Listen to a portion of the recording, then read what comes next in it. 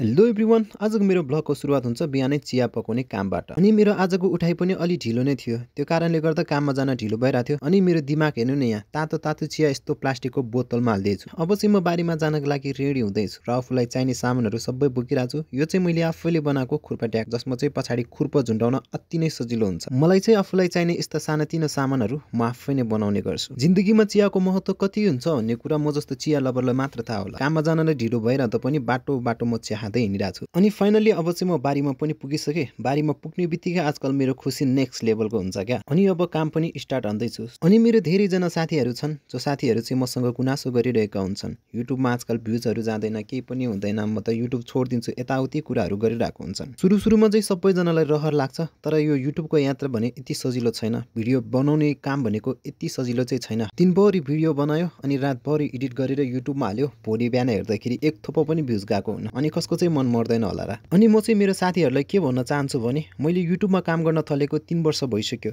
3 वर्ष भइसक्दा पनि मैले केही पनि उपलब्धि गरेको छैन भने तिमीहरू चाहिँ किन हरेस खान्छौ? बरु के नजानेको के नबुझेको मसँग सोधस्, एकअर्कासँग सेयर गरौँ, एकअर्कालाई सपोर्ट गरौँ, अगाडि बढ्दै जाऊँ, तर युट्युबर बन्दिन भन्ने कुरा चाहिँ नगर है।